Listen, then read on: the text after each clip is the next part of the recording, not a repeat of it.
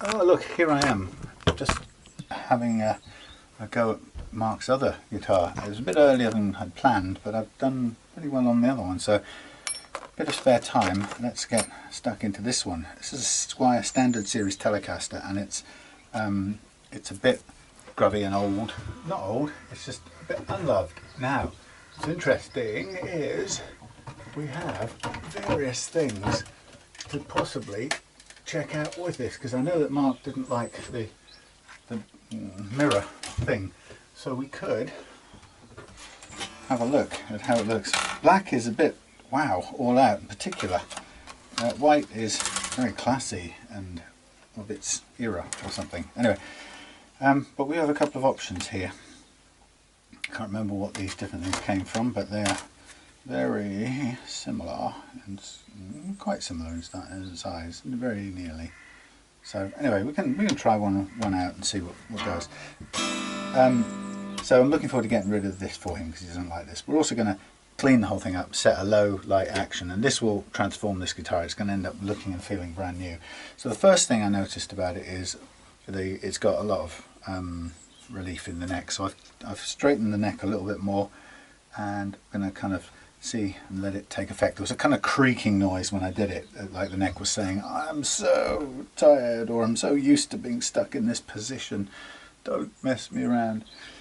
Now, just realised that my measurement gauging thing is in the house, so I better go and retrieve that actually. But as a starting point, I'm going to knock down everything a whole turn, and we'll see where we end up. So as always with my setup, we'll between the neck relief, the last fret action and the first fret action, we'll get the whole of the playing action, as you might call it, to where we want, and then we'll work from there to make the frets comply, if we can, which there should be no problem. Even with a Telecaster with a 9.5 inch radius, it should perform at a reasonably low action. There's no solid reason why not. So just kind of getting a visual look on all of this. You know, I found yesterday, I was talking to Claire about, we were talking about Netflix, and I was saying how much I don't like Netflix, and generally. And anyway, it just occurred to me out of the blue, occasionally I go looking for something that I haven't seen for years. The battery is knackered.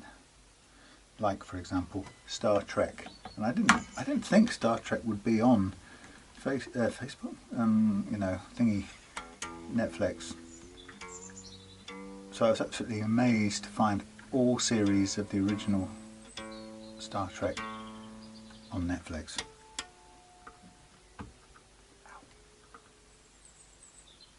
This is my little guilty pleasure.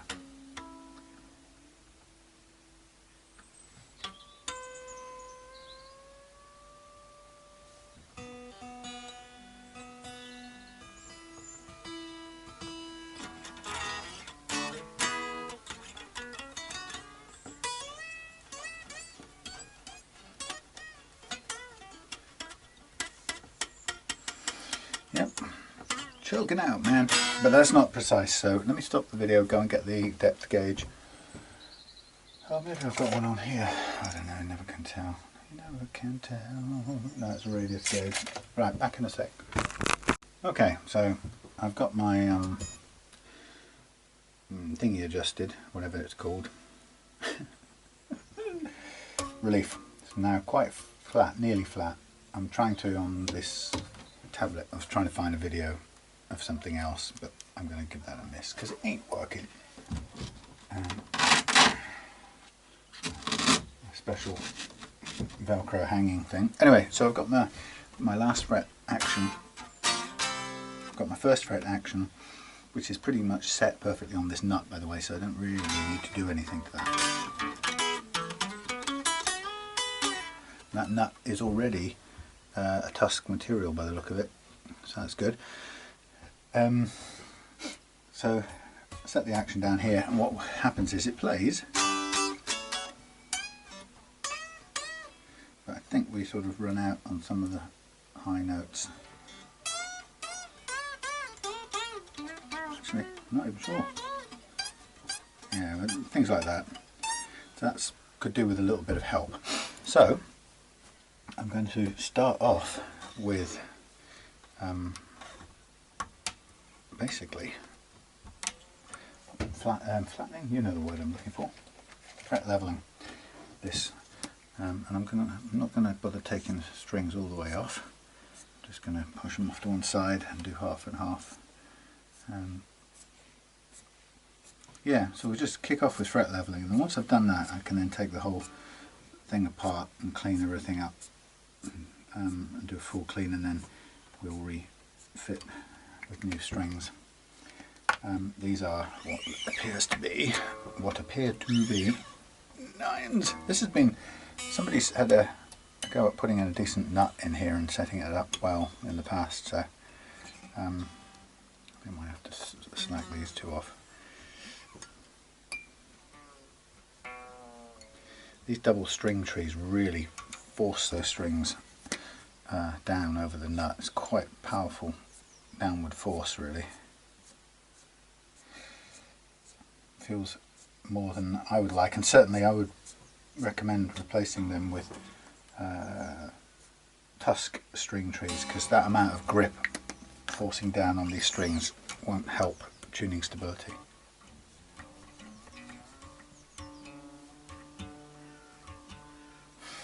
Yes, anyway, I was saying that I found the original Star Trek, and I can see myself this spring, summer, taking the odd hour out from doing guitars to watch a bit of the old original Star Trek, while swinging in the hammock, of course. I should be so lucky, lucky, lucky, lucky. Right. So this is a nice thing about taking an old mucky guitar like this, getting the basics right, and then diving straight into sorting her out. Now I'm going to use the U-channel truss rod for this. Don't know why, just feel like it. Okay, so let's see how it likes it.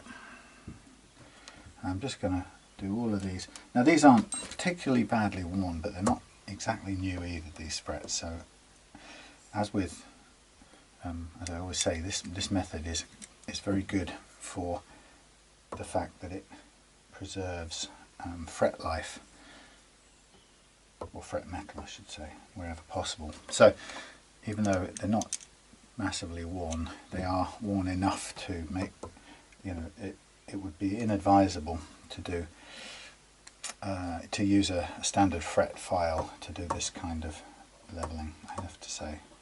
I think that's about spot on, practically flat, although this, I've noticed that this rod doesn't go completely flat, so we're going to level with this very small amount of curve in the neck as is.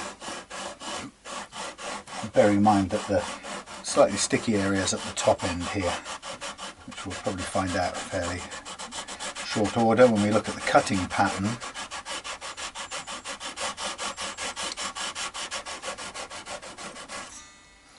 There we go.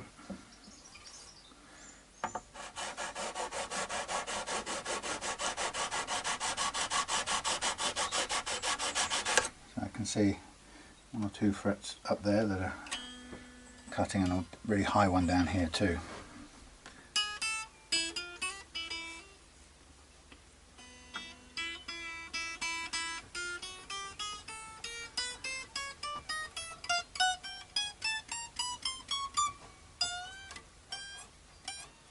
Okay, that's fine. All the notes play, but bending them causes them to choke out, but we sort of expect that because we know that the obstructing part is going to be over on the G track, if you like. So we do the same calibration for the B track now, which is down here.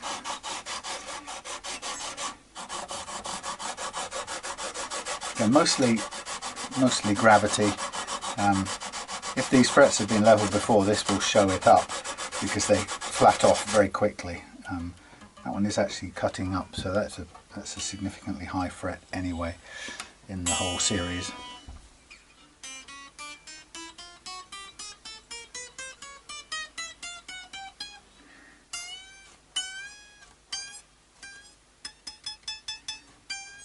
Okay, so we're choking out in the G track now, which we'll now try to address with this. Now this is a 9.5 radius guitar, and sometimes the bottom line is you can't get away with quite as low an action as you can on a 9.5 and above, or let's say a 12-inch and more.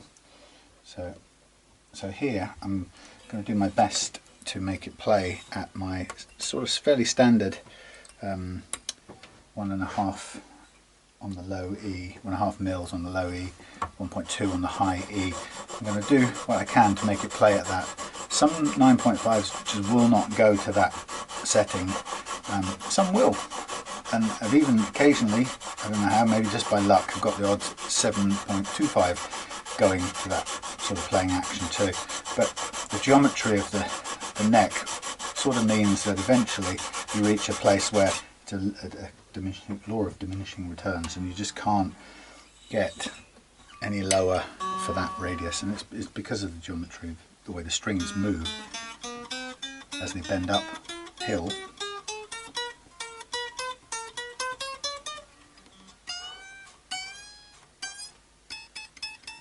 Like that.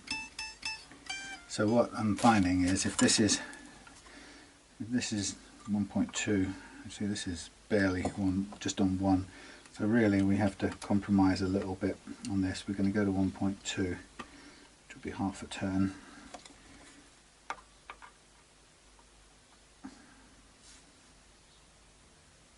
Yeah, that's a tiny bit down as well. So we compromise a tiny bit on the string height because there's no point chasing it.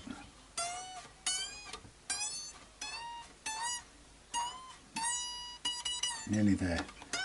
Yeah, there's no point chasing that low action because you just simply won't get it. Let me just recalibrate on the B track. So it's funny, at this point in the proceedings it's quite mucky because the guitar is pretty filthy. So I'm really looking forward to finishing the leveling part, because once I've done that I can really go to town on the cleanup, which is in a sort of perfectionist. Historically I would have used the term OCD, but I recognise that may be insensitive because I don't suffer from OCD, but I do, like a lot of blurks, I suppose, I enjoy the perfectionism of small details and, you know, doing little repetitive things and blah, whatever you might call it. But that's the kind of a part of this that I really enjoy. It's just getting, you know, everything cleaned up once we've done the basic fret leveling. So I don't know what a respectful, nice, not judgmental word to call it would be. Nerdy, you know what I mean. Anyway, it's a very enjoyable part of it. It's a bit like, you know, I don't know if you've ever seen the film Amelie. It's one of my favourite films of all times, but one of Amelie's father's favourite pastimes is to empty his toolbox out and hoover it out, vacuum it out, and then replace all the tools and stuff. And I like, and her mother does a similar thing. And I have a sort of growing box of stuff I couldn't be bothered to file, and I will look forward to some lazy Saturday afternoon or something where I'll tip all that out on here, and I will clean up all the fluff and throw all the useless stuff away and file as much as possible I can of the other stuff. And it's radio on in the background or something, or some music, and it's bizarrely satisfying to do. So that's the kind of thing I mean. But yeah, in the film Amelie, her dad takes that, goes to his shed, and in the sort of summer sunlight in his shed, in the gloom of his shed, he does that with his toolbox. Anyone who likes that same thing looks at that and goes, I know that feeling.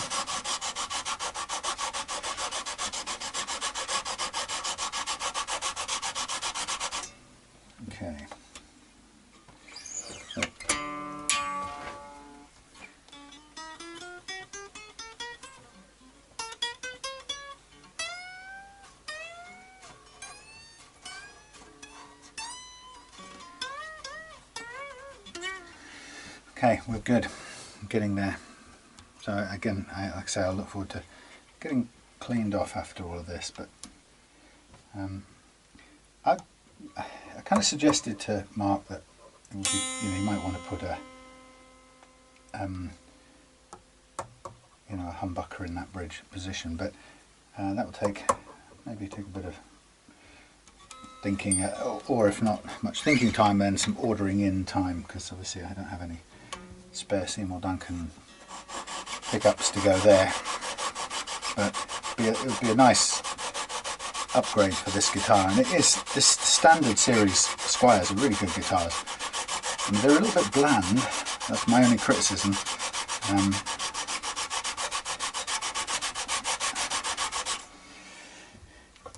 even with this mirror finish, and the black face headstock, it's sort of trying to be a bit cool, but it's actually more 1980s black ash boardroom furniture than cool, in my opinion. But hey, what do I know? Anyway, so on this low E, I'm pretty much done on the fret leveling. But you can see there's a fair bit of leveling that's been done, so we'll need to reprofile these frets and polish them out, and they're also sharp on the edges, so we need to take care of a lot of that too. A couple of really low spots floating on the edge here I can see already, right there, but that should be okay. At the 1.5 height we're on.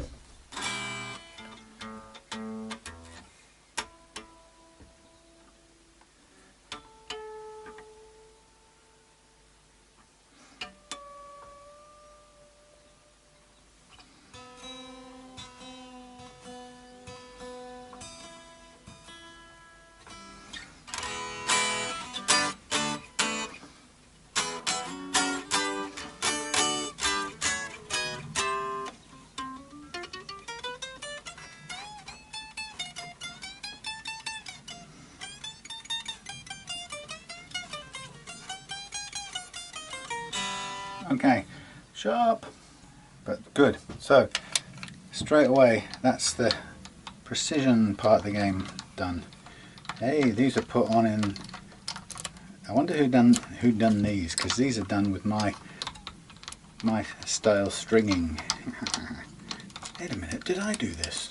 Is this one of mine? Do you know something? This actually looks like one of mine. Have I seen this guitar before? No. Would I? Could I? You know the reason I said that is the nut looks a bit like I might have done it, and the stringing is kind of the way I would have done it too. But I haven't seen a chrome faced. Did I have a chrome faced one of these? I'm not sure I did. Right, there's a double lock. So there's a mixture of stringing approaches here, which tells me this isn't mine, but I wouldn't have done this. Yikes, I hate this approach. So the top strings are definitely not my style. But other than that, and the fact that the action's terrible, that tells me it's not mine. But you never know sometimes. See, this is what I hate about this. This encourages this locking thing. I wish people wouldn't do it, because undoing this risks scratching a headstock. It really does. There's an increased likelihood of scratching the headstock trying to get, because you have to dig things in to get the little hooked bit undone, and it's just unnecessary. Right. Shouty shouty. Right. Goodbye, strings.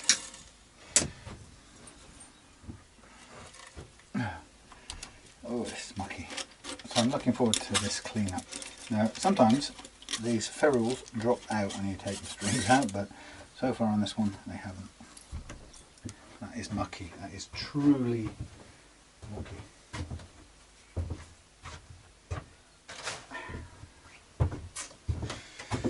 Okay, let's just have a look. So, positioning, how close are we? Well, not close at all, so that doesn't match. Nor does that.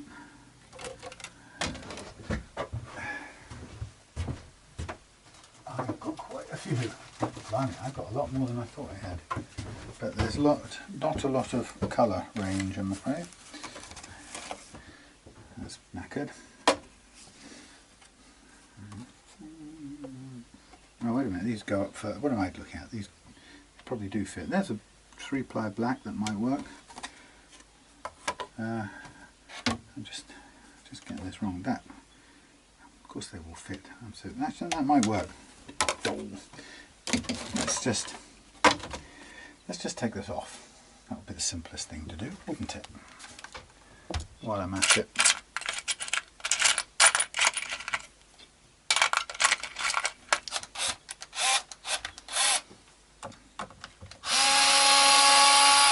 Let's see.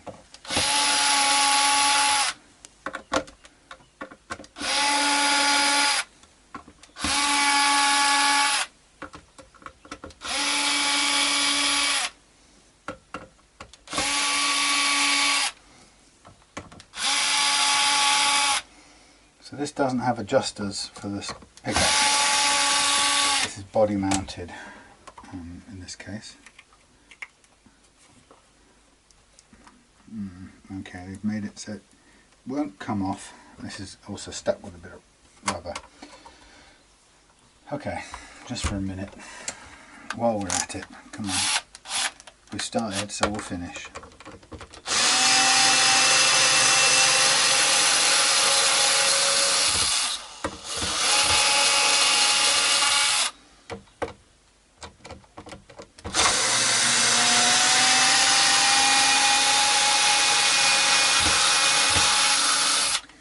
Older, it claims to be.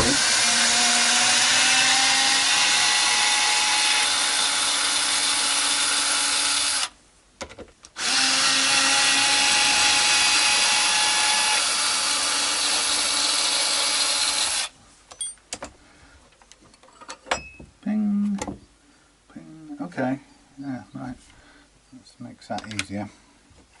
So, that's okay, routed for a neck humbucker as well. How they did that? I can't remember actually. That is nearly, near as damn it, a fit. How about that? Yay! Why not?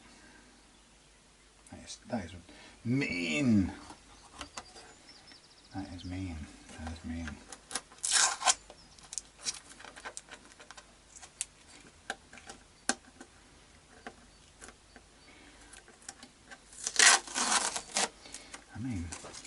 I mean, really, why not? I mean, why not?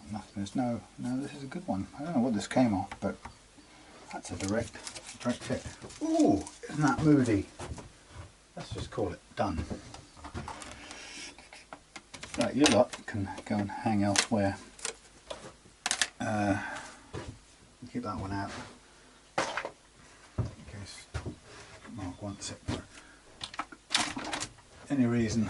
Okay, so first things I'm going to do is I'm going to get a bit of gunge removal going on here because it's mega mucky.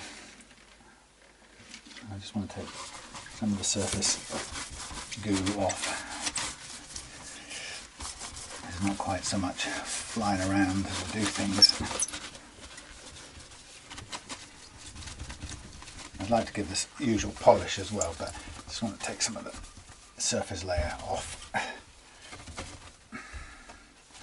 Don't like the jack sockets on these, but you can live with it. I prefer the electro, is it the electro socket? That fits with some screws. It's a good condition body, this. It's going to look quite mean. Okay. Give this a clean up.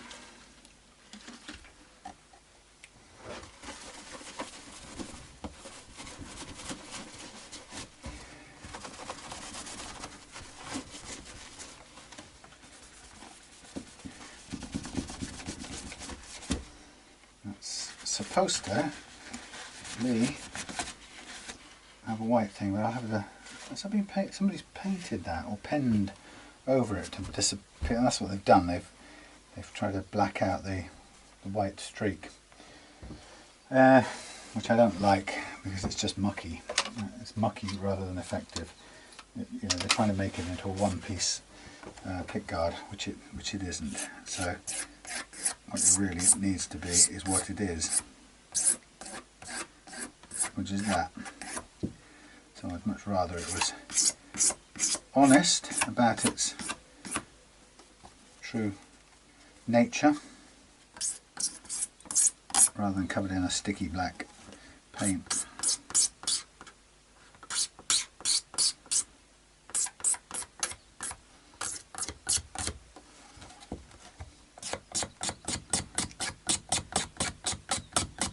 Come on. Thank you.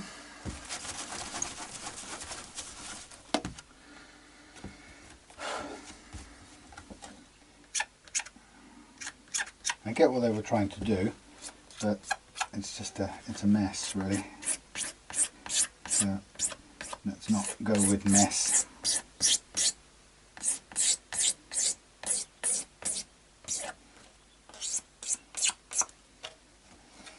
go with accepting what it is, acknowledging its true reality.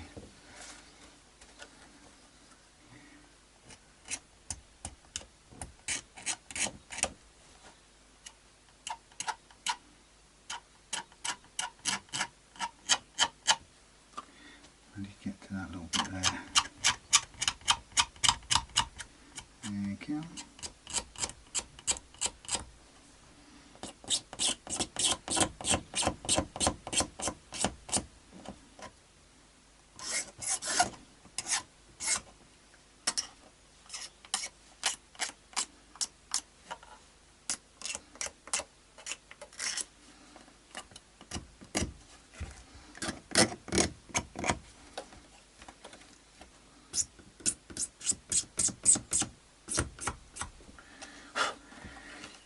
Okay, well,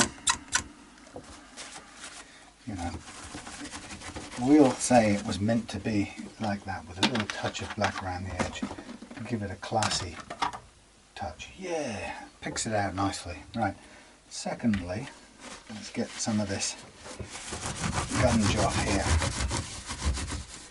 And this is obviously got a bit more work to do on this still, so I'm not completely finished. I'm just taking some of the dust off for now. Next thing is let's do what we've got to do, which is to re-profile these frets. So in this case I'm doing it with the neck off for a change. What I also want to do with this is I want to take off the sharp edges of these frets, and now is a good time to do it. So what I recommend when we do this is a bit of 120 or something. It's actually a bit fierce. Probably 180 is better, or 240. There you go. A bit of 240. A bit of 240 and a rubber block. So I'll show you now, and then we'll use something else again in a minute. So 240 rubber block. There we are. Okay. Then 240 rubber block. So this is before I do any of the reprofiling. And the idea is I just want to make sure there are no sharp edges hanging over the edge now. There's some sharp corner bits, but I'll take care of those separately. But I'm just taking back the overhang. I could do it individually, like I did on the acoustic, with a single file, but actually it's quite nice to do it with this because it rounds off the fret ends in quite a pro-looking way.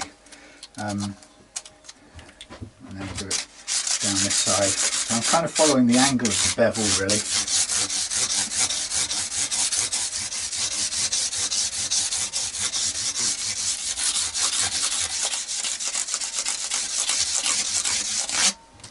Okay, so don't forget that this is currently, this is obviously going to, scratch the frets up to 240 grit, so we're going to need to work them anyway. Now what have I just done is I've just managed to clean off the marker pen that I just put back on here for this job, so back on it goes.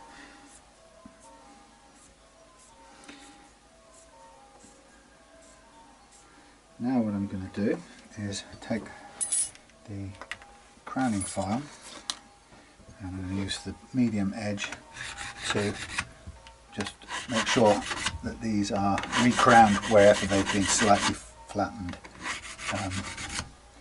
The aim is to leave as thin a line of marker pen on the top as possible, which means it tells me I've reshaped the fret, but also I've not lowered the fret height overall any further, which is good.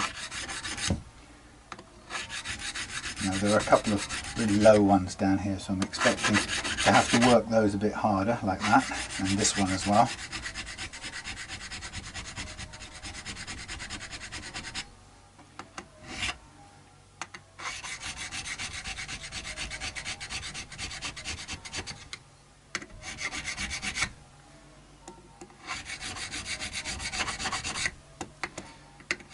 So you can see the flat spots then when you're doing this, because it shows up quite quickly.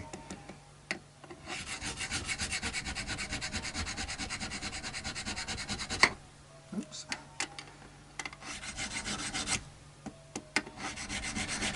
Then once I've done this, I am then ready to polish out the frets completely in order to bring them back up to a shine, and while I'm doing that then I can also soften off the edges as well to polish out that 240 grit sanding I've just done.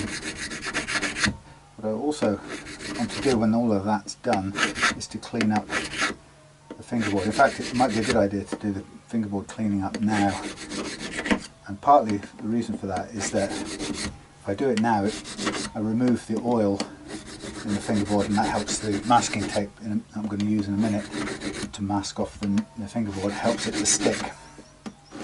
And then I'll re-oil it once all of that work's done. Okay, so gunge. Now, what else was I going to do? Oh yeah, where's my little fret file? Somewhere amongst all of this is my little fret file. I didn't put it back away. So where is it?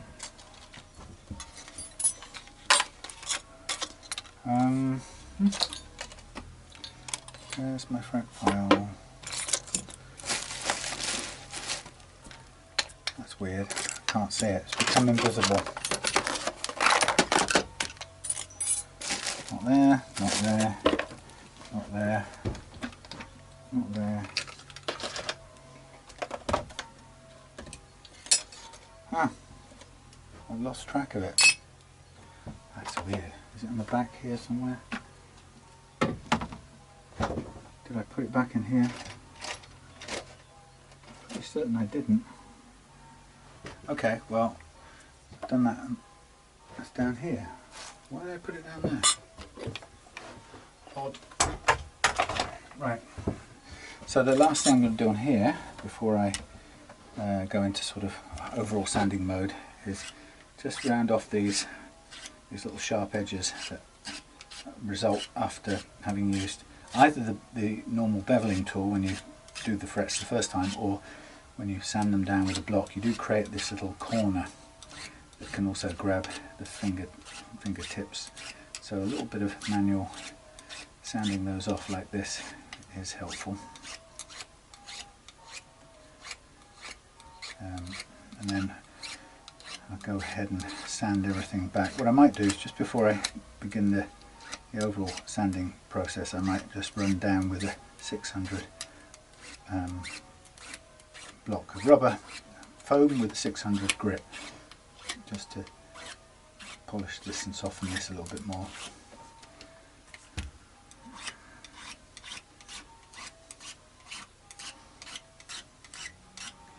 It's like sharpening your carving implements. You get quite adept at it once you Done it a few times. Speed, accuracy.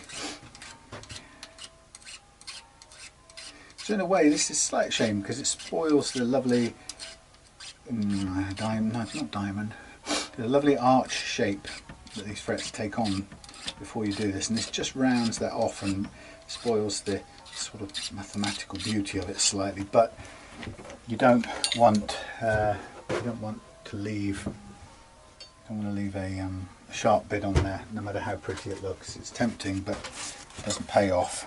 So you have to take that little overhang off like that. Now here I'll just repeat the process with 600, and let the thing about using the foam is it lets the 600 sort of, or lets the paper fold around the edges of the fret a little bit, as well as doing, softening the very faces of it and getting that shiny.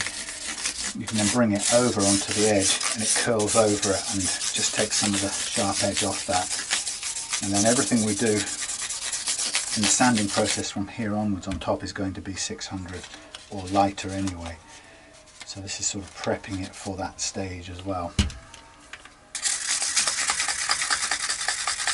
There's one more little thing I'm going to do on this guitar before I get stuck into masking off the neck, and that is I'm going to just file down the nut a little bit.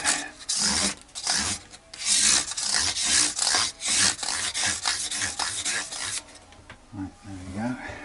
So that's nice and smoothed off. I don't know how well you can see it, but they're really nicely rounded ends. Yeah, but at the moment we've got quite deep slots that are taller than they need to be, and the nut looks a bit ugly, so we can get fairly, no, not that one, that might do. We can get a fairly mean file, and we can, this is tusk, I can see it's a sort of shaggy composition. So what I'm doing is I'm just going backwards, and it's taking some of the old goo off, which is quite a lot of sort of discoloration over time. So I'm just flattening it down, tilting it backwards a little bit, and at the same time just taking down the volume of the nut that's there. And what I'm got to make sure is that the strings will still sit in there. See, tusk has a funny shaggy sort of finish to it. It's quite weird to work with.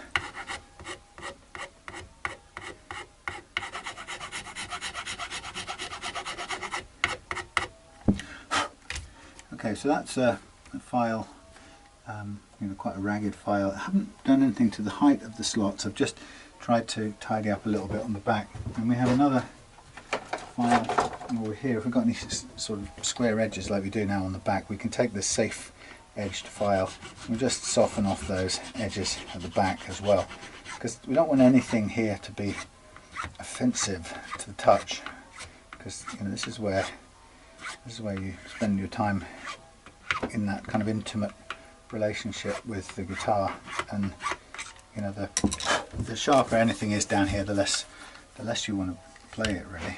And you can do the same gently on the front too.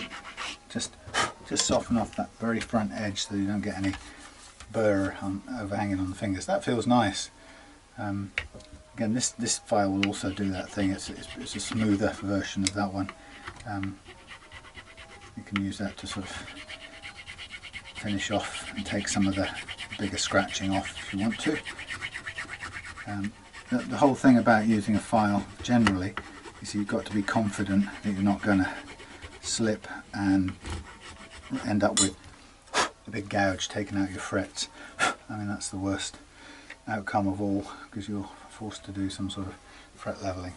Okay, so that hasn't done anything to the slots really. It's just, it has actually slightly shallowed them out, and I can see they're fairly deep still, so I can just try and get a feel for how deep they are with this notching V-notch file. And this is partly what I like to do, just to open them up a little bit so that they don't grab the strings. Tusk always has a slightly shaggy look to it. no matter how you work it, it's very difficult to make it look precise. You know, if you have the melamine, Fender make that melamine bone substitute stuff that they use on some of their classic guitars, and when you use that stuff you can see that it's really, it feels like Bakelite or something to use. It shines up to a polish and it looks really kind of almost machined like. Tusk isn't like that. Tusk is this fibrous stuff that seems to do its job really well because it's lubricated, but different feel altogether. Okay, so now I'm going to do one more thing finally before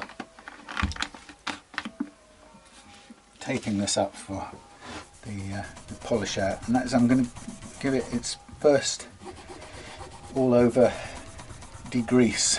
And the idea of here is just to remove some of the finger goo from many years. Now this isn't going to be a perfect clean, but it will take away the bulk of the residual goop, but it will also render the fingerboard a little bit less oily. So the masking tape that I use to protect it from doing the final polishing will stick to it more readily, and that kind of eases things along a bit. So this is a nice part of the process where, you know, we start to give this its spring clean really. And we'll probably do another one once we've done all the sanding and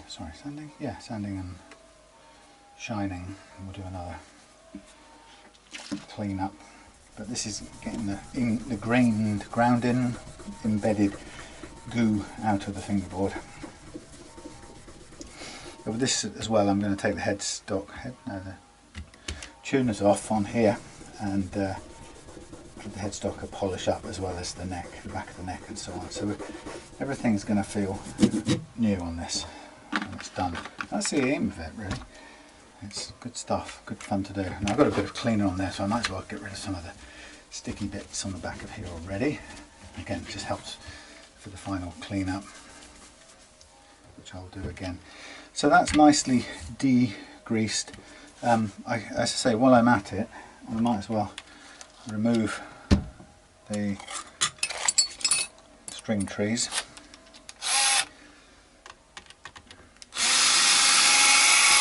Not a recommended type in my book,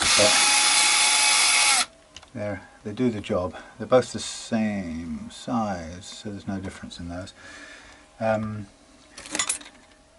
Again, no reason. See, these are loose already, so this is what happens when they put them on in the factory. Then the headstock shrinks, or the wood shrinks. These don't need undoing. The wood shrinks later on, and you end up with the tuners being loose, because that little tiny bit of shrinkage is enough for the nuts on here to just wobble about when you play it. So it's a tiny amount of shrinkage that causes that, but it's evidence that it has shrinked. You know what I mean.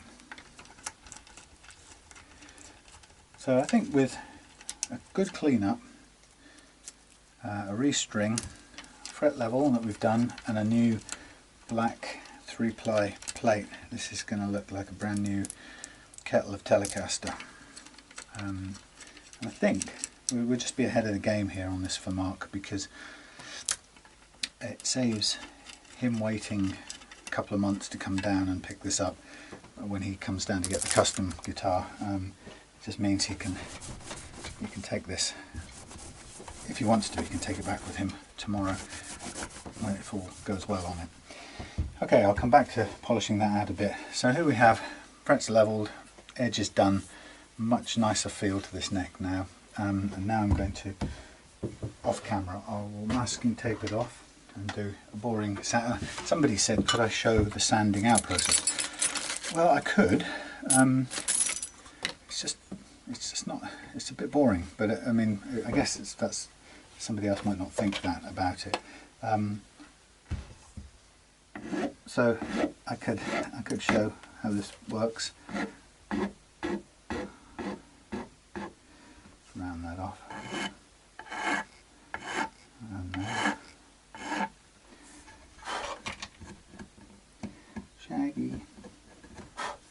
Okay, looks good.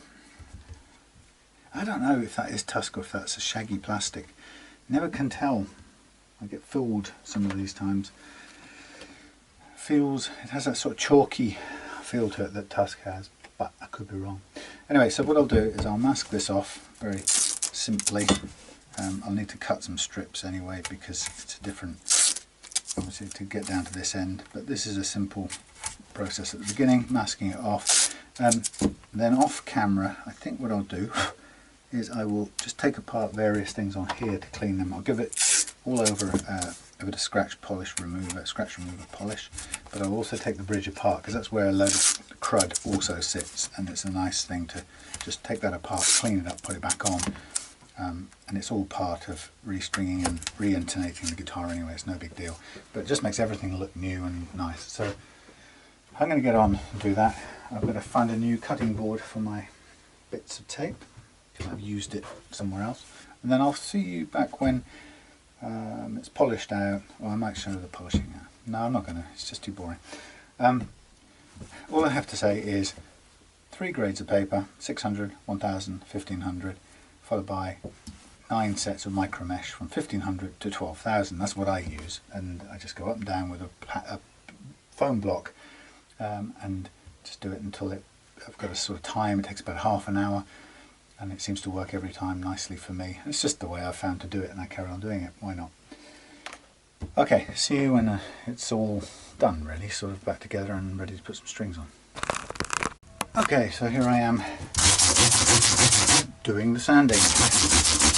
Look how beautiful, clean that baby looks now. Ching! Gorgeous! So, getting the 600 grit second piece. I've got a slightly curved block, and I do 2 or 3 goes per piece of paper.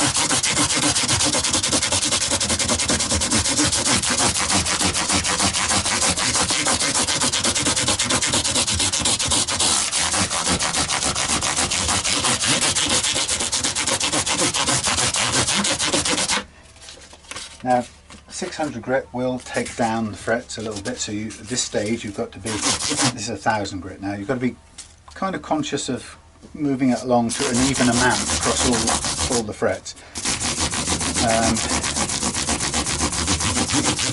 Not staying too long in one spot, but the lighter you go, the harder it's going to get to damage the frets in one spot. And you also want to do the edges too, bring them in under softening effect as we go down the gauges.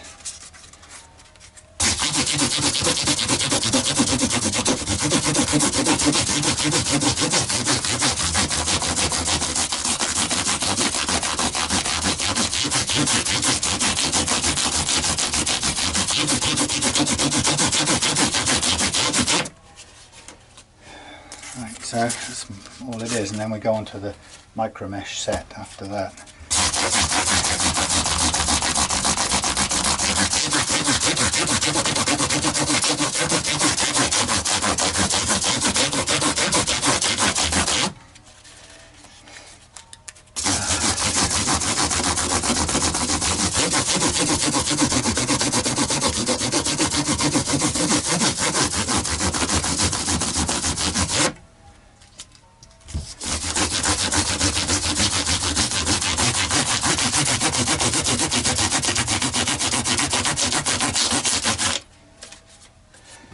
Right, now we go on to 1500.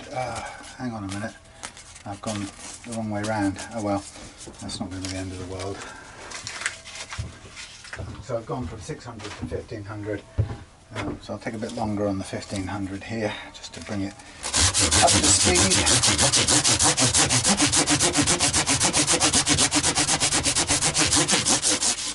And the edges.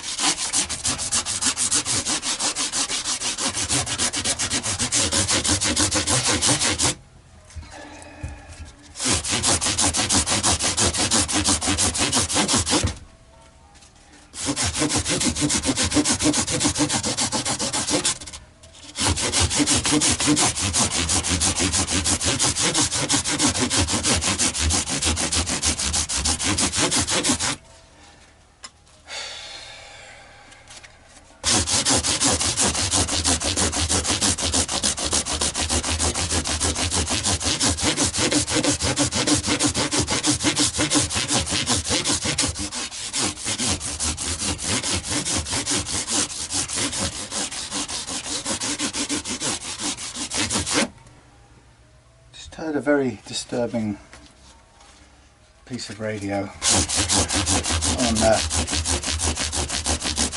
LBC, Majid Nawaz. Somebody I quite respect and have a lot of time for. I think he described himself as a former Islamic radical or extremist who's become a reformer, and he's intelligent and well spoken and articulate. And the only criticism I have of him occasionally is that he gets a bit, he has a tendency to point everything at himself, or, and focus. It's always about him, which can be a bit annoying.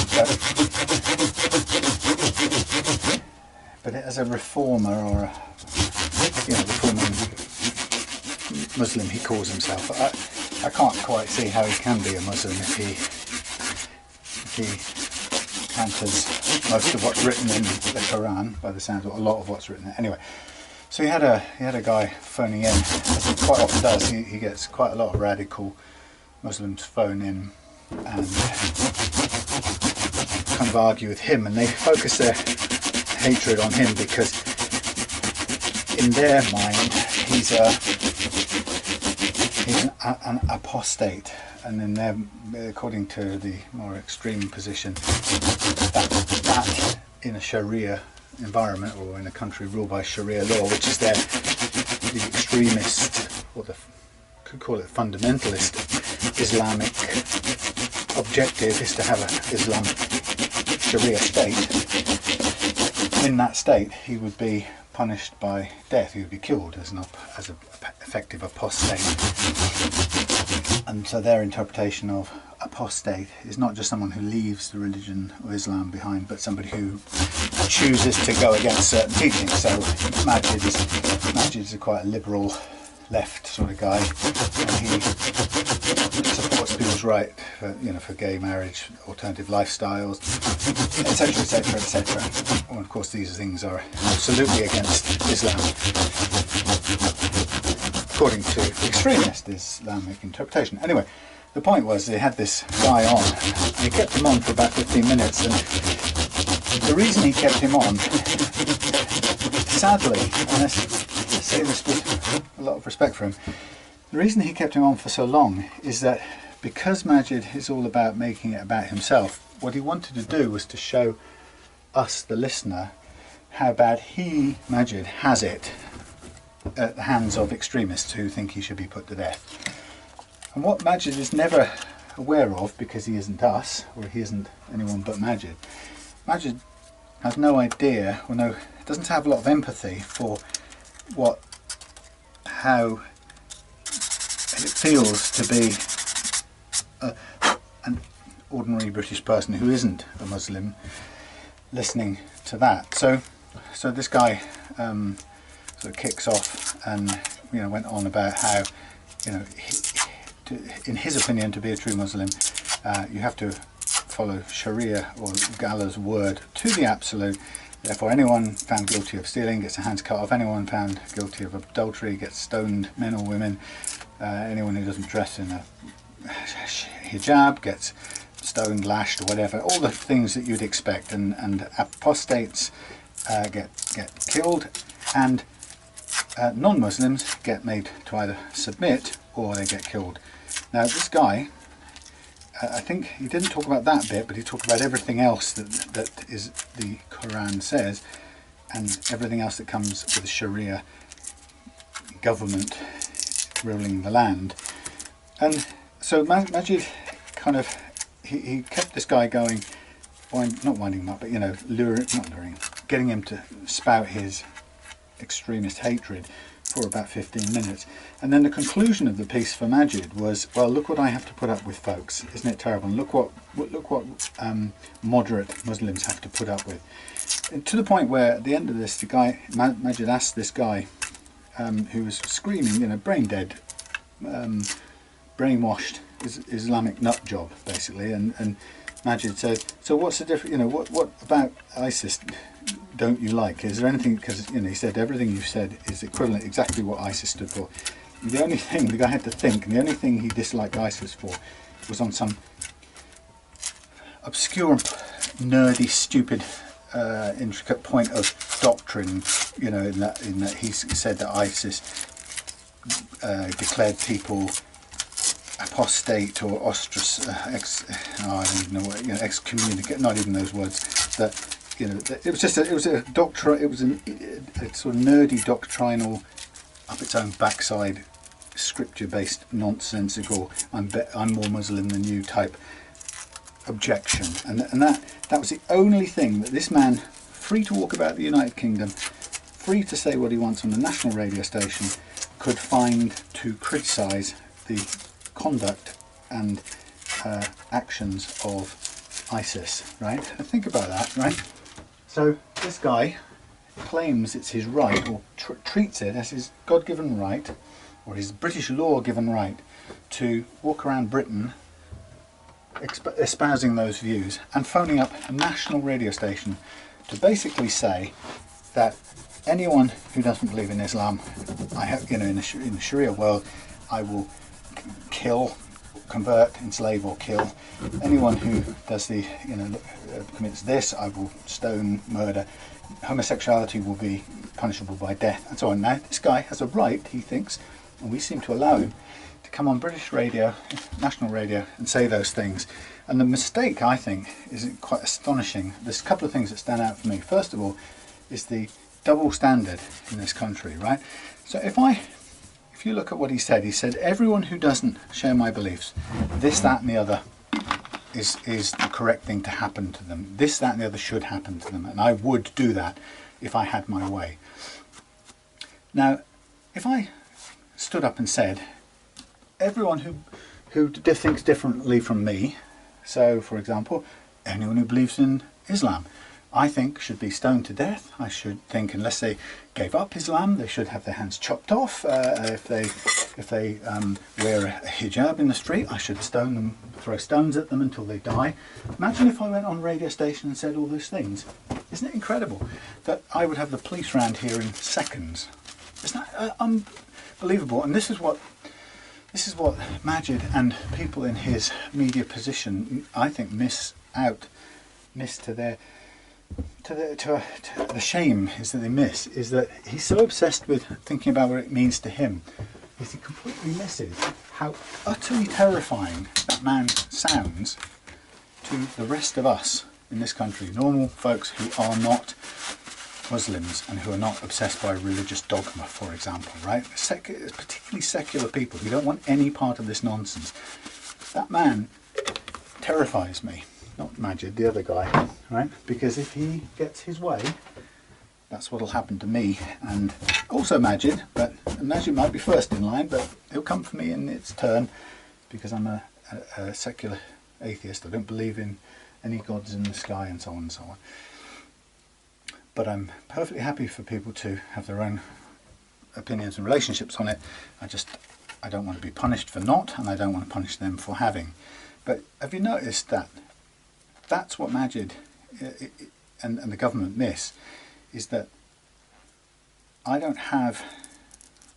not permitted to phone into a radio station and walk around saying, I think, let's say, for example, or people who, in this case, different from me, let's say, people who believe in a thing called Islam, they should be put to death unless they change their view.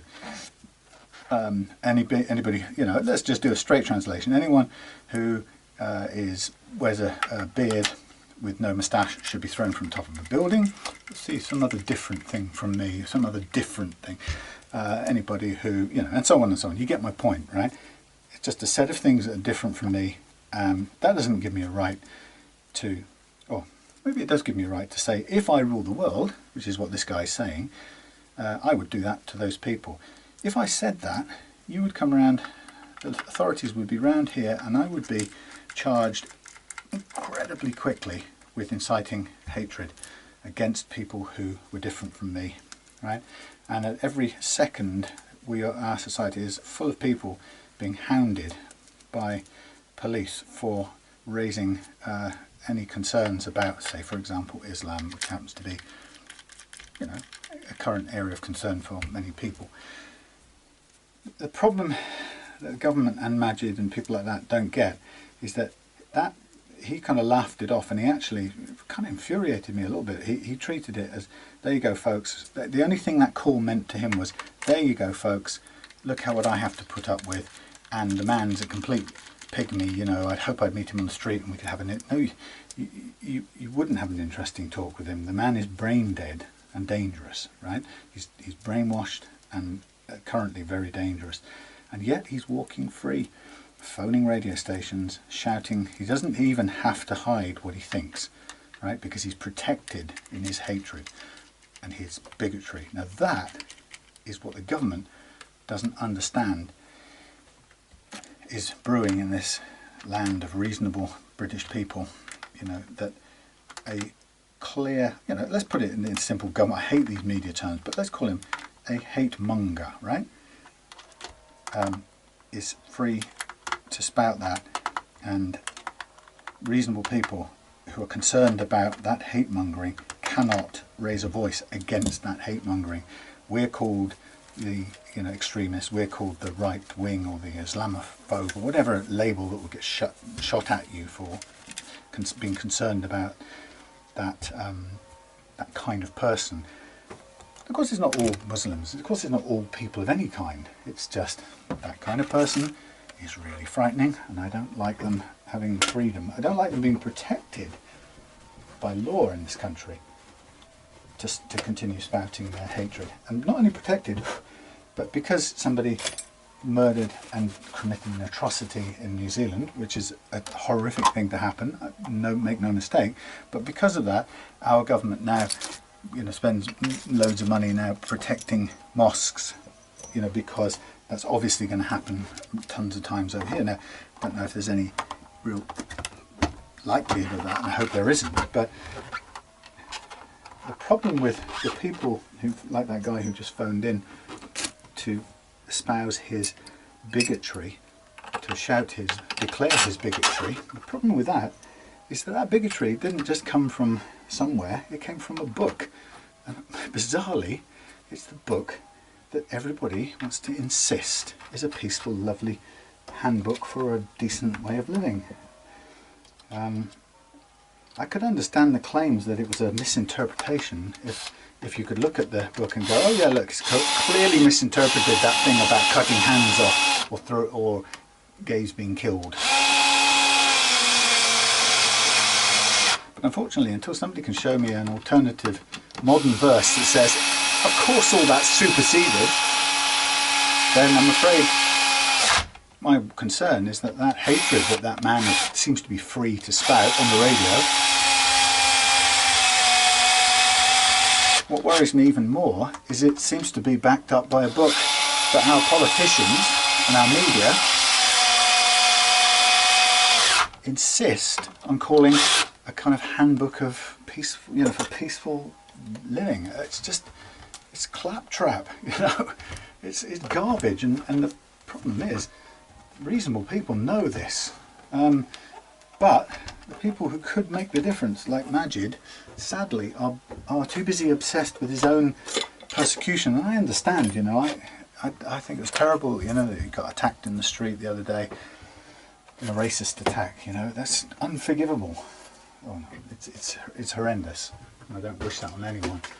But it's a mistake to obsess about that and miss what the majority of his audience would be hearing when this man came on today, which isn't, you know, oh look how hard Majid's got it as a reforming Muslim who the extremists consider an apostate. No, it's actually how threatened ordinary, decent, law-abiding, peace-loving people feel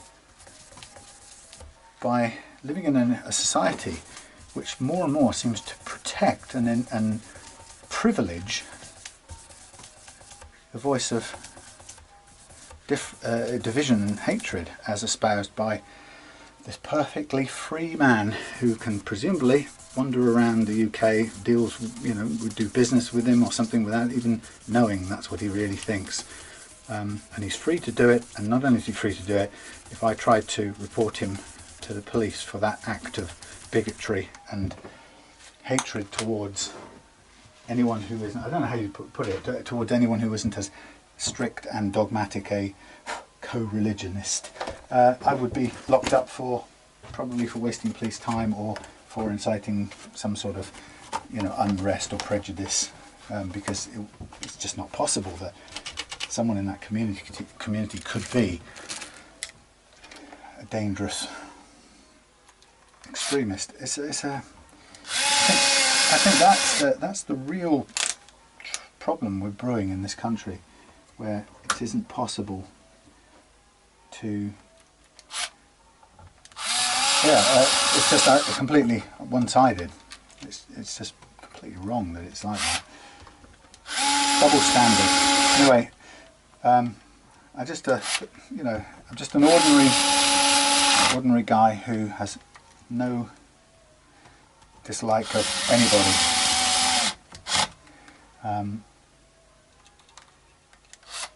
But I don't want to be in a country that kowtows to and protects hateful bigots and refuses to acknowledge hateful bigotry when it's at its most evident, like I just saw or just heard on the radio. That's just a real shame. Now, just put this one in place, and it's just a little bit off the mark, so it doesn't sit as well as I'd like. Just having a look whether I could live with that. Yeah, it's got a bit of a bend in it. I think to use this plate we'd have to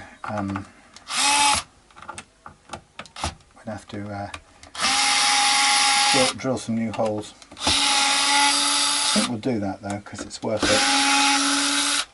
So what I'll do is I'll take this off, fill the holes, and then we'll just re-drill them and let it sit down without any buckle. And while we're at it, I think we'll hang the pickup from the pickguard as well. Anyway, a bit longer than I expected to do, but what the heck. So there you go. Anyway, I don't understand, you know, I don't have anything against anybody for any reason. However, I'm actually against any group of people who consider themselves righteous over others who they consider less than, and that applies to any religion that does that.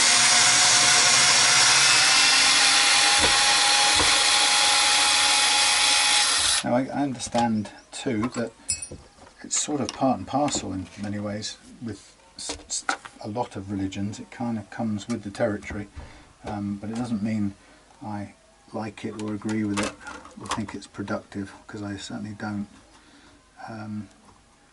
But you know, I'm just my reaction is to hearing that bigotry come through on the radio, and the knowledge that actually nobody's going to protect me from that, and not even someone who could, like Majid, who's kind of too busy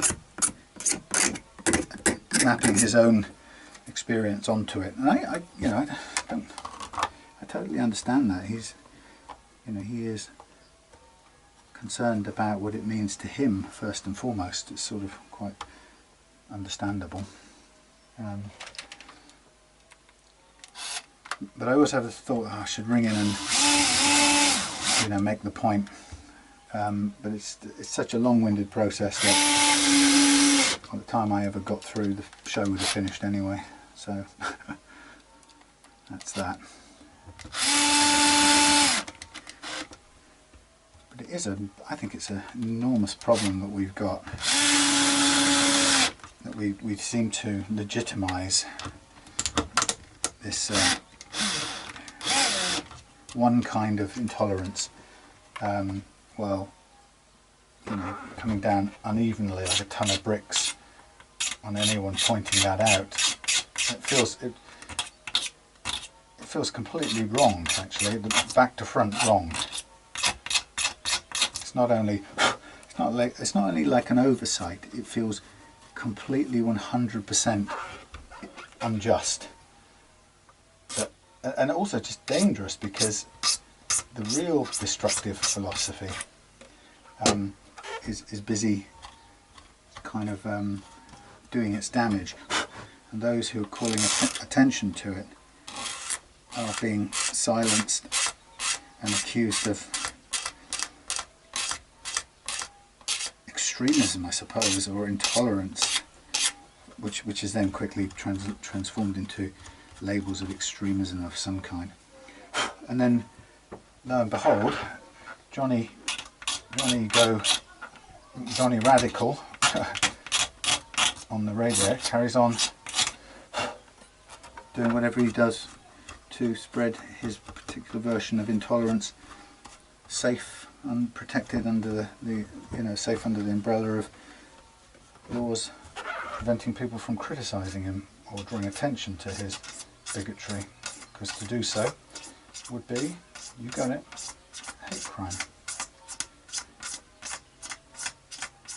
It's insane, actually. It's not just insane for the sake of the injustice part of it, which feels pretty bad actually, and I know that a lot of people feel that deep down as a sort of betrayal of, you know, when they talk about not having any,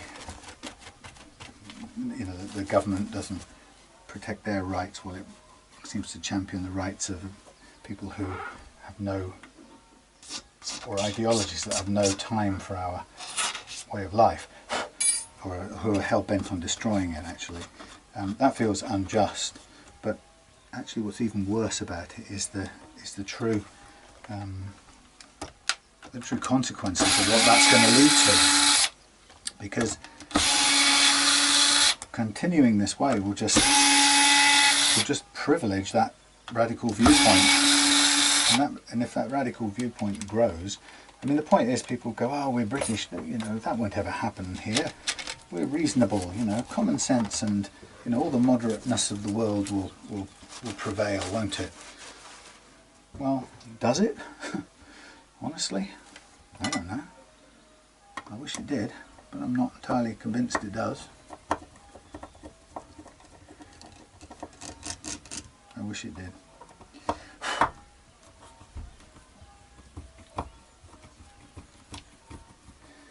This is interesting, that's going nowhere. For damped.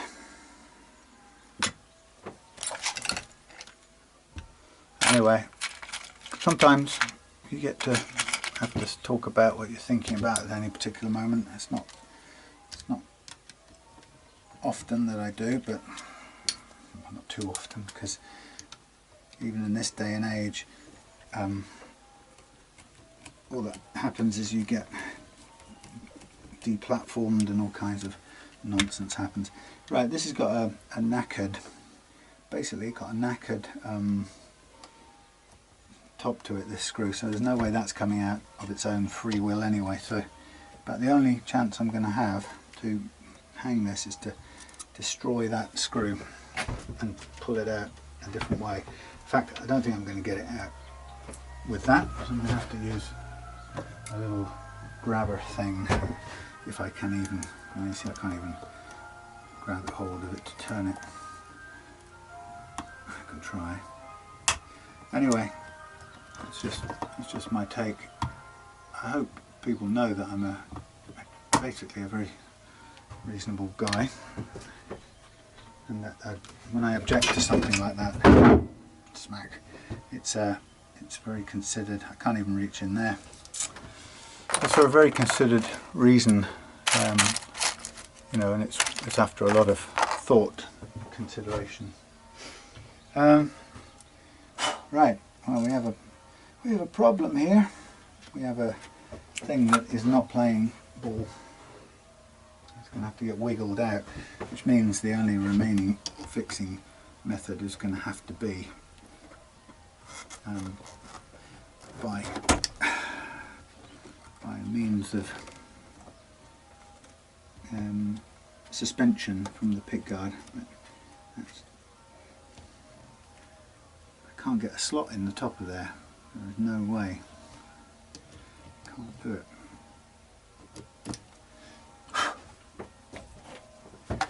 That's a pity. Yeah. Anyway, so there you go. That's my take on it. But it was one of those things I couldn't hear that and not. It really struck me. I think the thing that struck me is the unfairness of the scale of that nastiness, you know, which is permitted. Sometimes you just get a reality check on what you're hearing, and I was thinking, this man is casually almost stating that, oh yes, if I had my way, you would be killed, stone dead, and if I had my way of this, and if I had my way of that, there would be no question about it, and people who did this would be stoned to death in the street, and people who did that would be something else. Absolutely no question, which is astonishing, really. I just couldn't imagine ever being able to say something like that.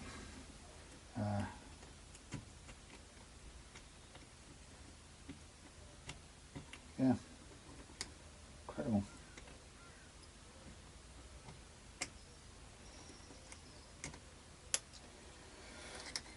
Still, get away with it, he will. And I suppose anything at all will come of it, unfortunately. Right, I am literally unable to get into that place. Oh, maybe, can I get to there?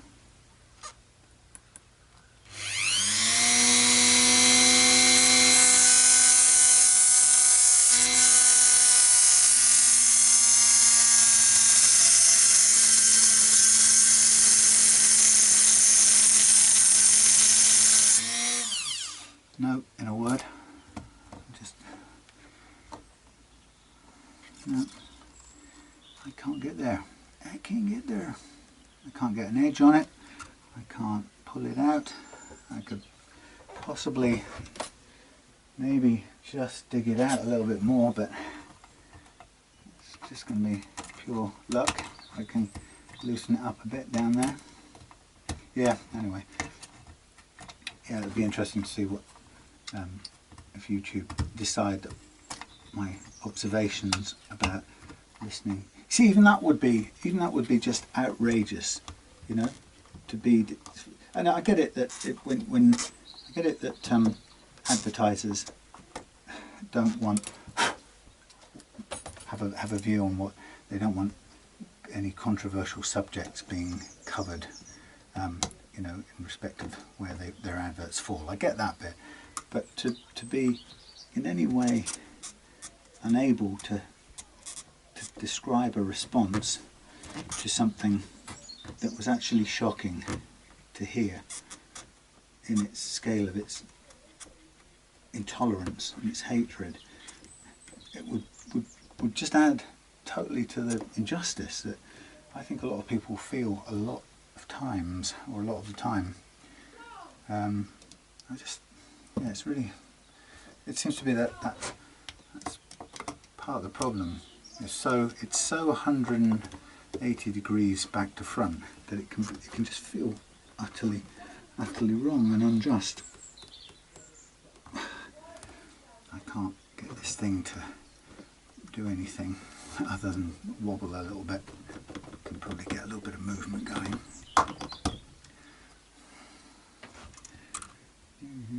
Once we get this out, we can hang the pickup, which will be fine, but it's this first bit that doesn't want to do it.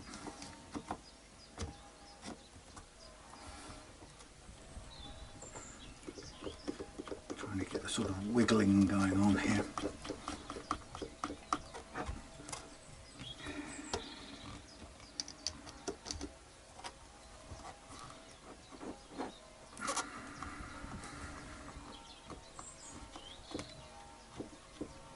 further we can push it, the more likely it's going to eventually come loose. But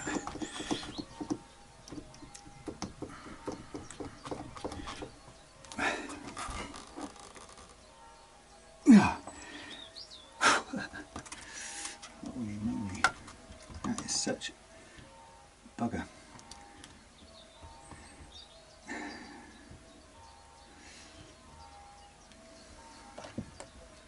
Obviously this is going into the wood down here, so I've got to be careful. I don't want this to run any risk of tearing out a chunk of the back of the guitar, but this is not a great situation to be in.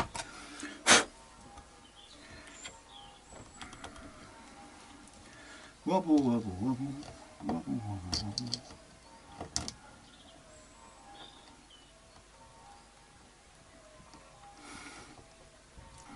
Boring or what?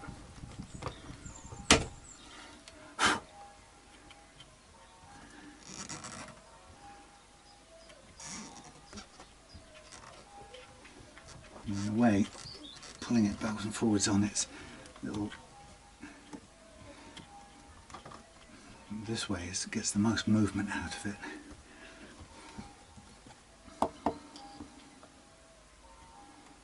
Rock it. Roll it. Rock it. Roll it.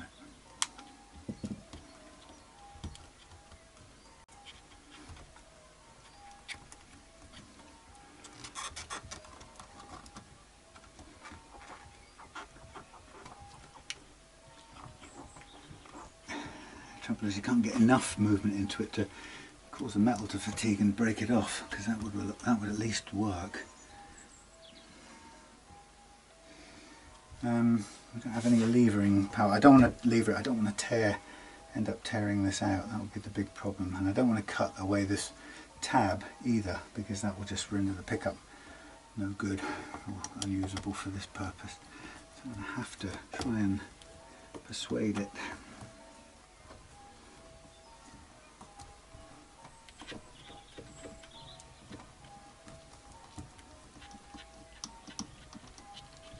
You can do it, you can do it. Eventually it's got to turn this to mush, it has to. Right, I think I'll be here for quite some time. First of all, we can take off this sticky foam that we don't need.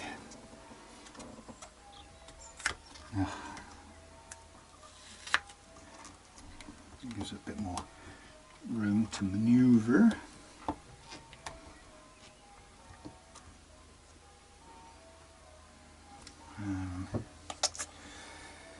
No, I just can't afford to bust a hole in that bottom of that.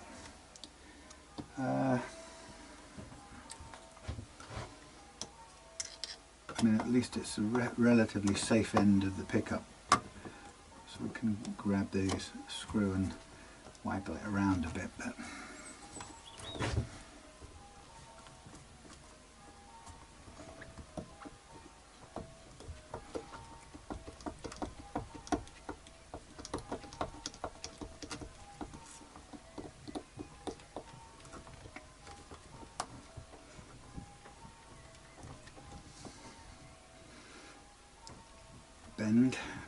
bend further, bend less.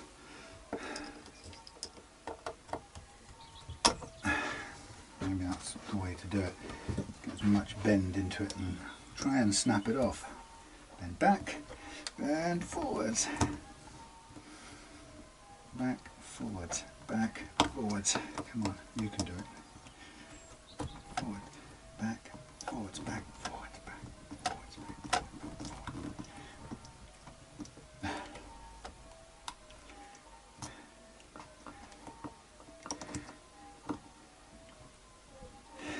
Come on, plenty of bending going on here. That's it. Off you go. Yikes. Good. Brute force. That's the only way sometimes. Okay, let's try and steady this up a bit. Right, so let's get a couple of rubber springs.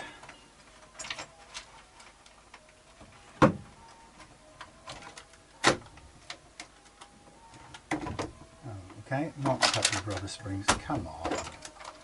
Just a couple of rubber springs. Right. A couple of rubber springs. Then we need a couple of pick-up dangling screws. Who knows? Let's have a look in here. There's bound to be something either in a packet or free. Floating free. That won't do.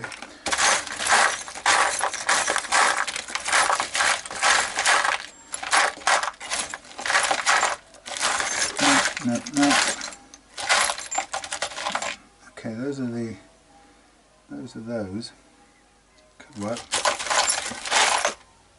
Maybe find another one.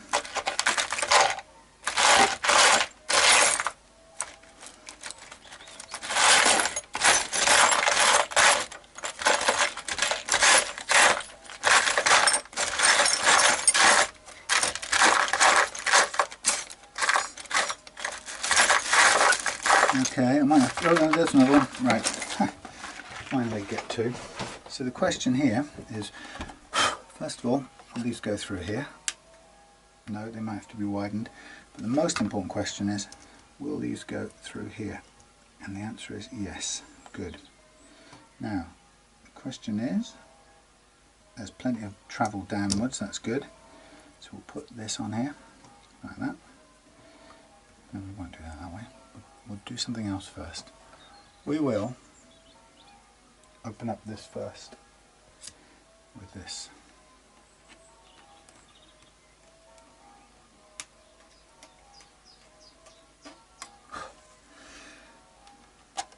Like that, lovely.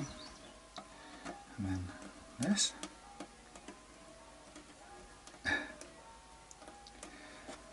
Yes, injustice and intolerance. I'm definitely against it, but it's got to be fair. Otherwise, I just think people lose faith and hope and charity. No, you know, regular people who see any, that's great. You know, you see that basically the society you live in protects threats against you, but doesn't it doesn't protect you against threats. It's crazy. It's not a good thing. Now this is a bit tricky to get this in here. There's almost no room. Now I need this, and then push that through there. Okay, oh yeah, good. Number one. Number two is already on.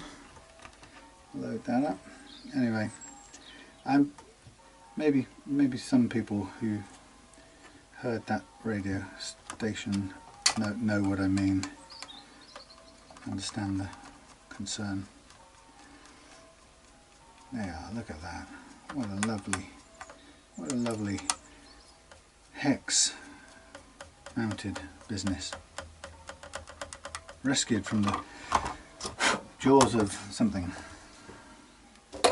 Rescued from the jaws of it not working. So it works. Yay! Courtesy of a bunch of brute force. So what I did was I just very slightly trimmed this so that the neck doesn't end up pushing this up against the bridge or the control plate, which is what introduces the buckle into it. So at all times you want these screws to go into the holes perfectly positioned. It's it's now doing. So that little bit of extra effort, including freeing up that knackered screw head, is worth it.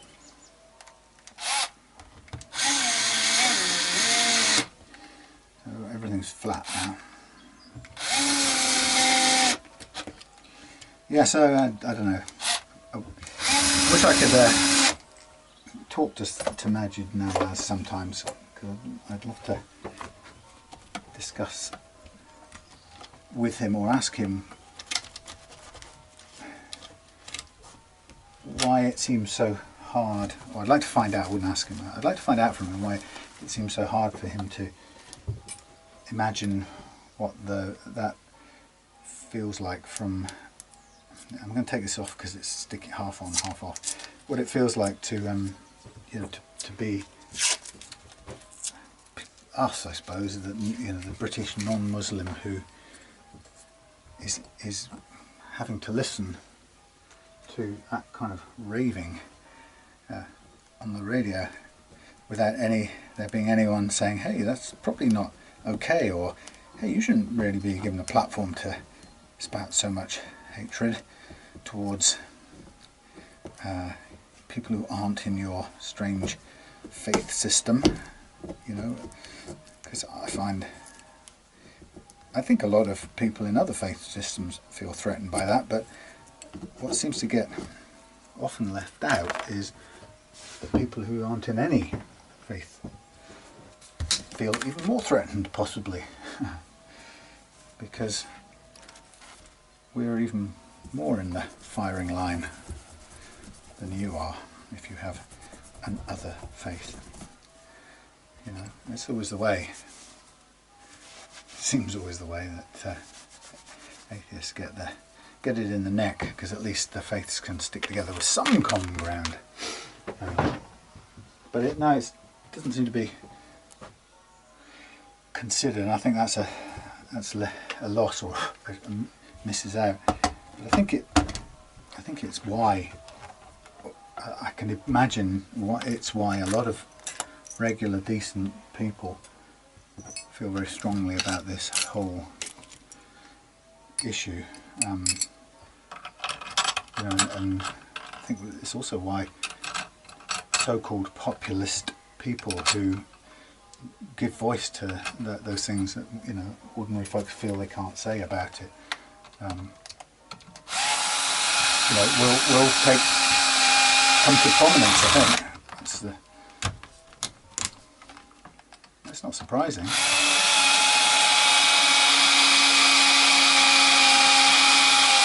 It's almost as if on listening to the radio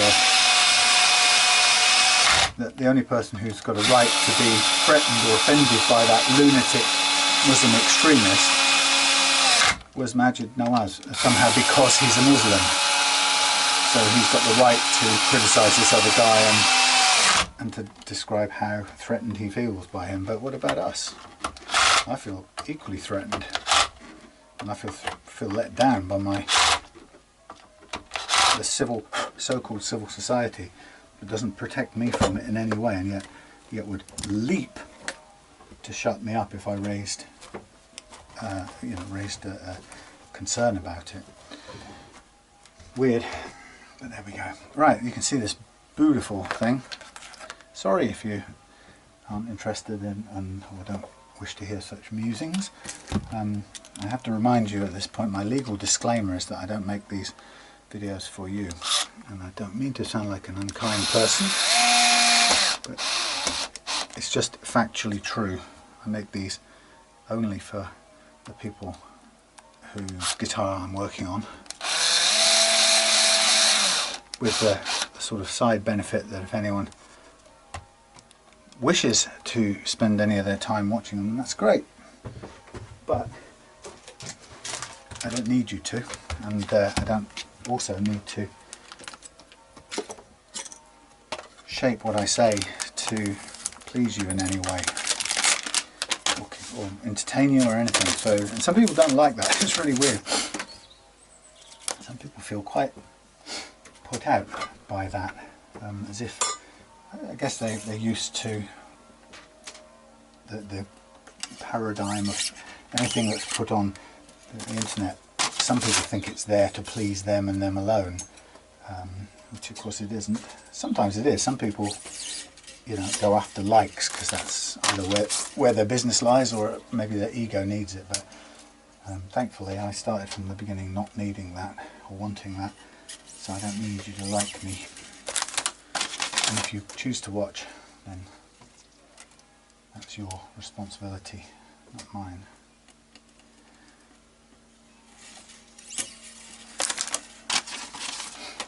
Look at this. I didn't think I'd get this one done so quick, but since I was out here and I dedicated Saturday to Mark's guitars, and I can't really do much more on the other one, the acoustic, I thought, well, let's get this done so that his trip down here has both of these to take home nicely done. Because his thing, the purpose for Mark is to kind of get himself back into enjoying playing as he did, you know, as much as he did years ago. So, you know, having all this lovely cleaned up, playing beautifully is the least I can do, or the best I can do to help that. Okay, so here we go.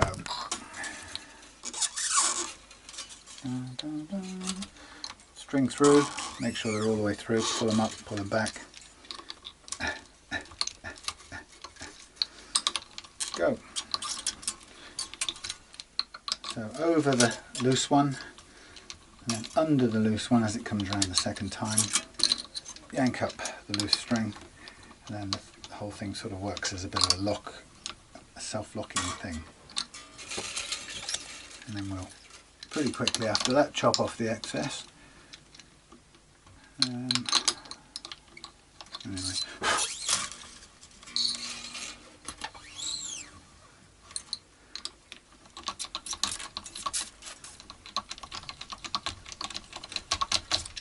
So many interesting, exciting projects on the go. I'm really thrilled to, I'm privileged and lucky to have so many kind of, yeah, challenging projects. I've got Nick's custom build to get finished. I've got 5 of Adam's to work on, starting very soon.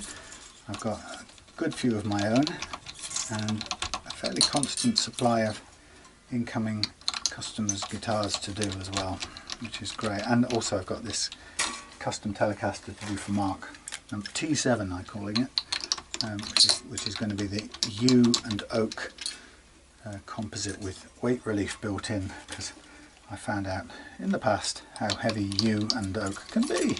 Actually, they're not as heavy as you'd think. They're quite hard woods, but they're not as dense as all of that. But definitely it was a good idea to put weight relief in. And once I'm going to actually today route the basic shape of the T7, and then I can weigh it and we can start seeing what the total weight is going to end up. Yesterday when Mark came round to bring these guitars, we came out and had a look at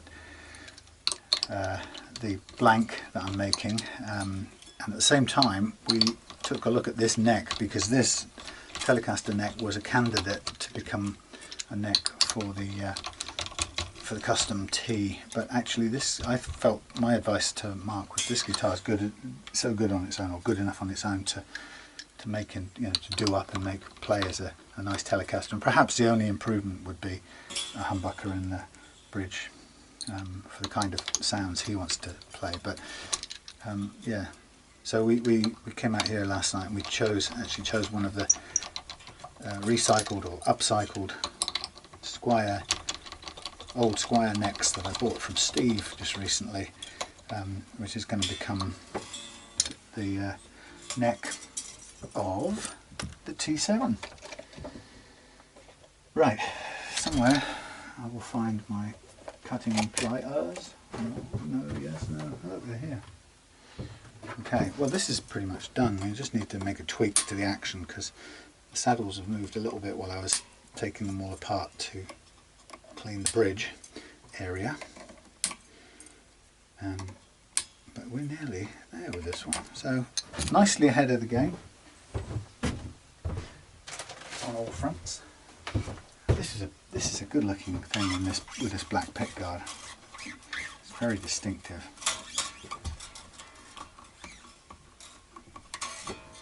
So I'm just going to pull out some of the slack in the string path, we might call it. We obviously need to just check the intonation again. I've taken the saddles all off and put them back on, but they could be just slightly off now. Put 9s back on this.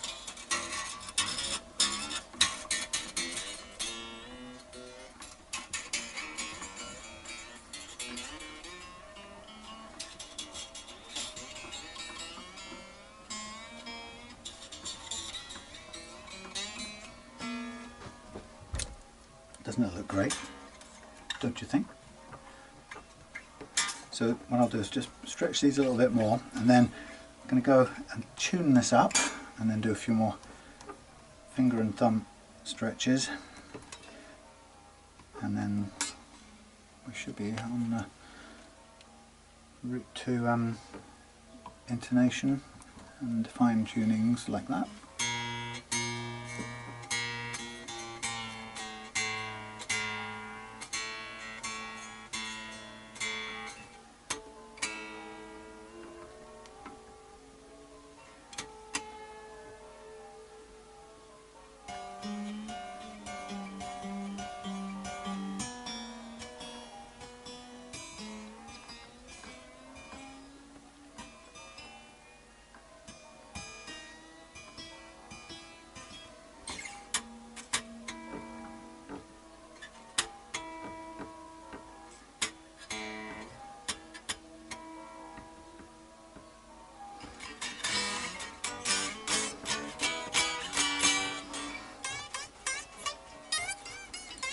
Okay.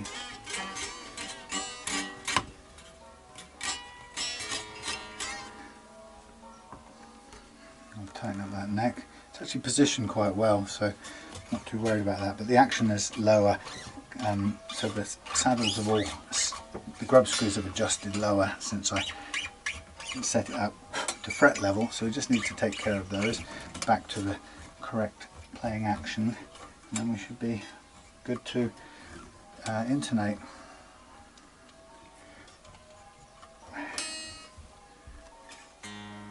Actually, probably just better make those adjustments first. There's so many bits flying around here now. Where is the? There it is. Oh yeah, quite considerably.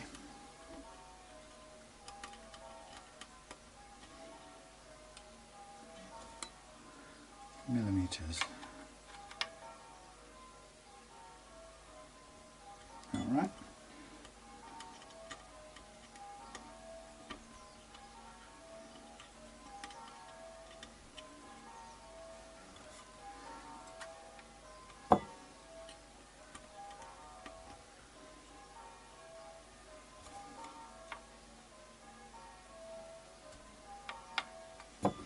Amazing how much that's changed. It could actually be because the neck is sitting tighter into the pocket, and maybe sometimes when you take the neck off and refit it, you get a better fit than it was already done, so that might be something to do with it. This feels quite a lot of difference across all of these.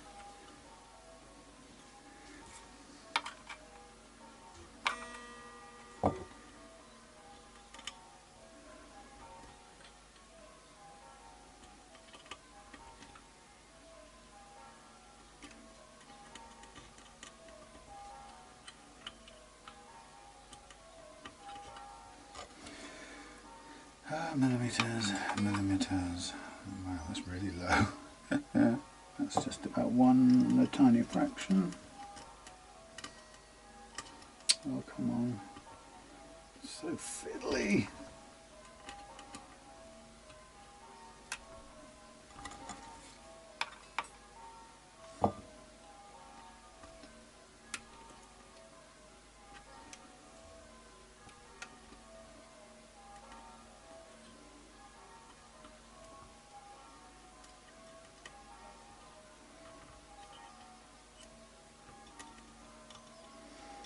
Sorry, this is well and truly fiddly.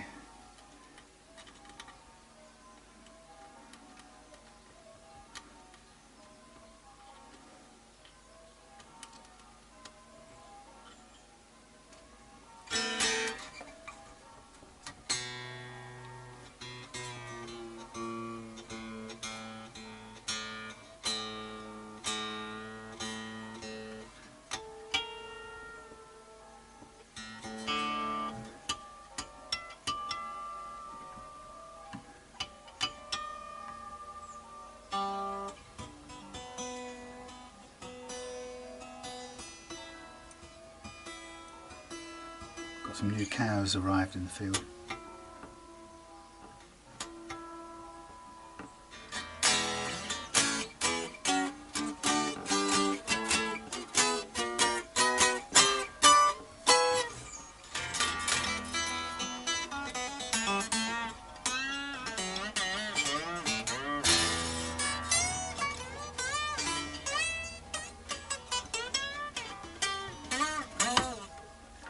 Neck is creaking a little bit. Let us take care of that. Why?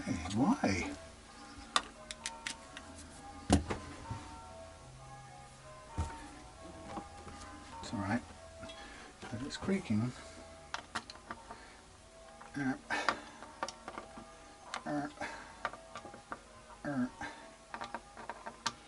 And shouldn't creak anymore. Okay, one more check on the action. Actually, what I'm going to do is put on the Grandad glasses for a minute and we'll get this finally done. So,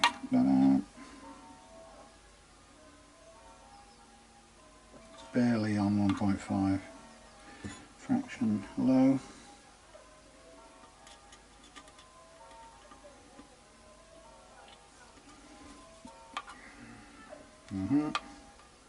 Fraction low.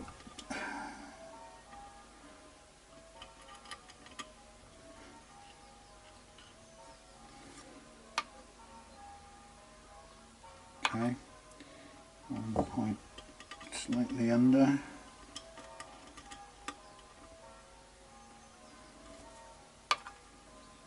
Okay, low.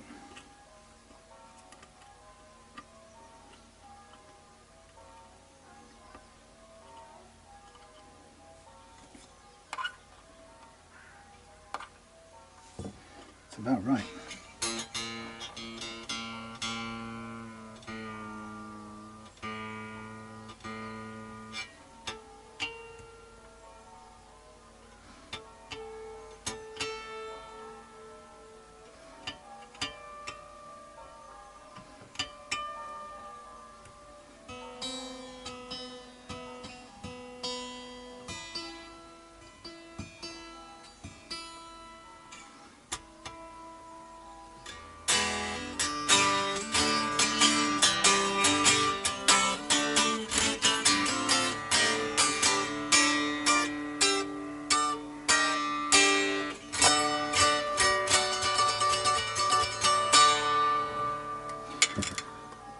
Sounds good to me.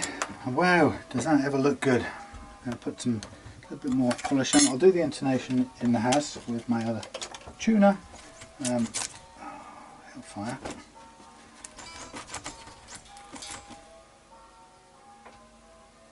I like these labels that get in the way and scratch on things. Wow, that's a beaut. Ooh, look at that. Strap Telecaster, black, Squier Standard series. Become a black top beauty sort of thing. Isn't that nice? Yeah, that's pretty good actually. Tiny bit more of a raise up there. Actually not at all, tiny bit of down there. Okay, man. Thank you. Lovely. I'm done with that. That's Mark's Squier Standard Series Telecaster, refreshed and revitalised. What a beaut. there you go. Thanks for sticking with me. See you for the final bit of Mark's Takamine later on, or tomorrow, whenever I get the strings.